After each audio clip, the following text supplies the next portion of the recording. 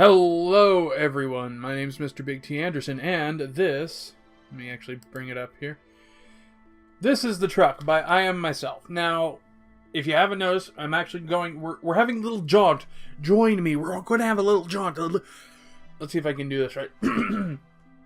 Crikey! Now, what we're going to do, we're going to have ourselves, if you can just get down, we're going to see, you can look in, you're going to see the Batman comic fandom. It's an amazing fandom with plenty of wonderful fan fiction of different kinds. The colors and plumage, the alliteration, it's wonderful. If you get that reference, great. If you don't, Steve Irwin. There you go. We are doing Batman. Here's what gets me. I've had 4 that authors have canceled. They've been very respectful about it, so it is what it is. So someone may go, hey, actually let me make sure. 1, 2, 3, 4, 5, 6, 7, 8, 9, 10, 11. So I had 4. I had a double who didn't feel like it, and I had 2 other. So that'd be 3 technically, but yeah, I had 4 fan fictions. I'm saying that I should count before I talk. But yeah, kind of cuts it short, but it is what it is. We have what we have. Still enough. So this is The Truck by I Am Myself. Let's begin.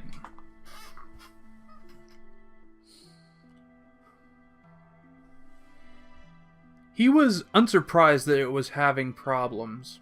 Jonathan had driven this truck from Georgia to New Jersey many, many years ago. He'd never put any effort into taking care of it, and it showed more and more as time went by. He'd forgotten the year by now, and the model plaques had fallen off a while ago. The only indication he had of what type of vehicle it was the faded Ford insignia attached to the grille. It had once been some shade of royal blue, or so he thought. It might have been, but it was also so thoroughly covered with dirt, he thought, that at this point, and damaged with the rust, that it was now some vague shade of bluish brown. One of the rearview mirrors had a large piece missing. The metal there, too, smeared with rust. The tailgate had gone missing some time ago, and the bed of the truck had worn nearly through in some places. The front bumper was more rust than metal by now, and the rear one had been missing as far back as he could recall. The interior of the truck had not fared much better. He never really removed anything from it, and so there was quite the collection of things scattered throughout.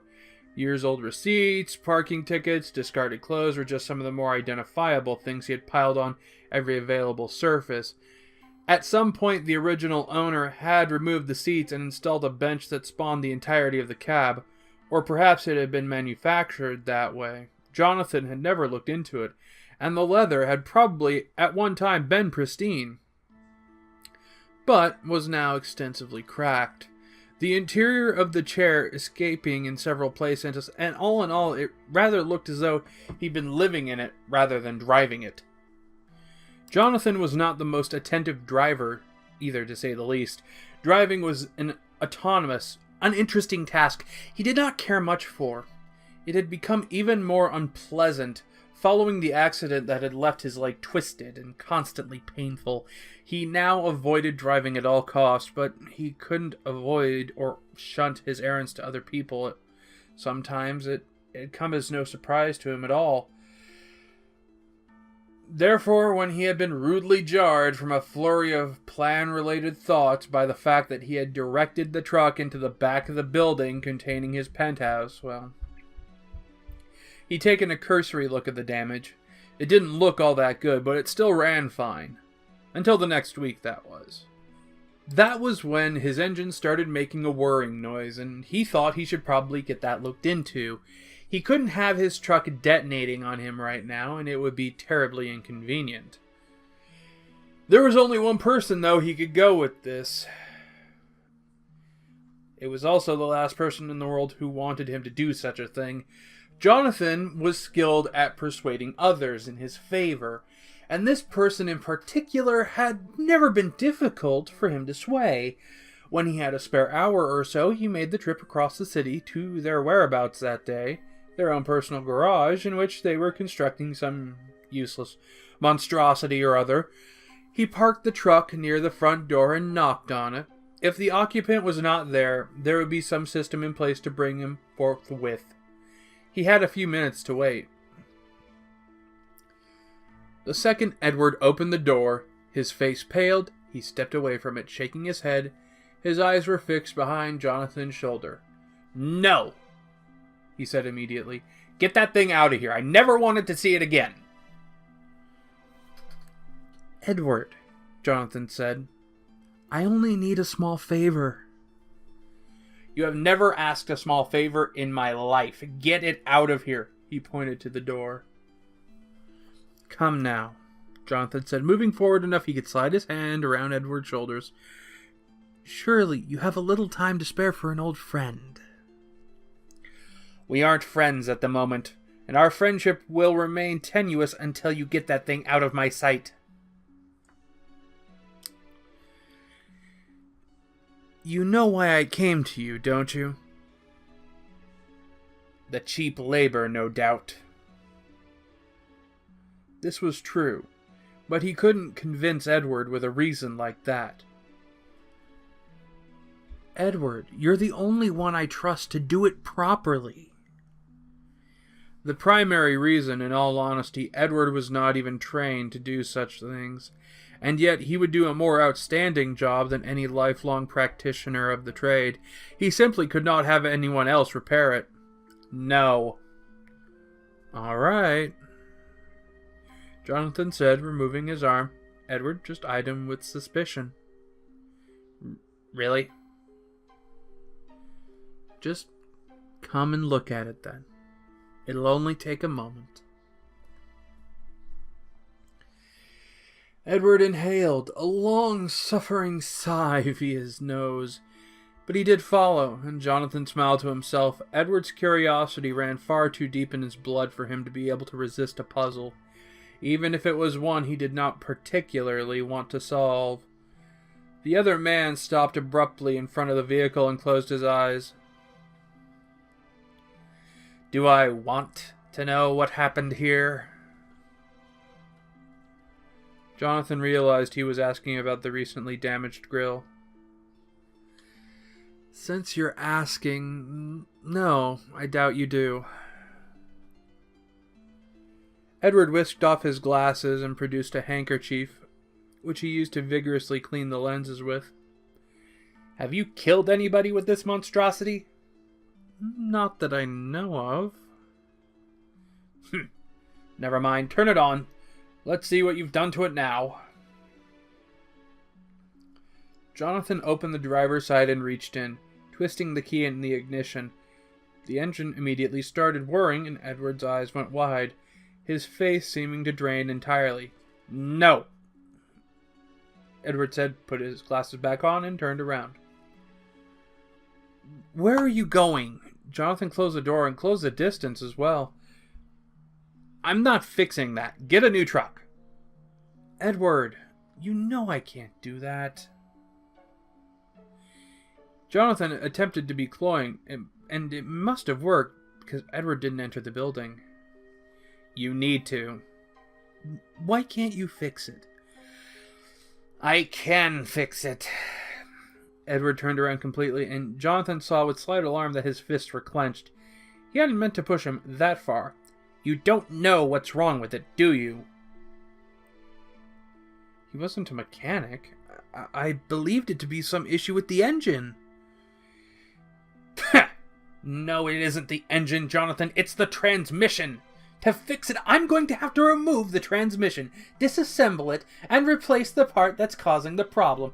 And then I will have to put it all back together again. Do you understand how much work that's going to be for me? I don't even have a hoist to get the transmission out with!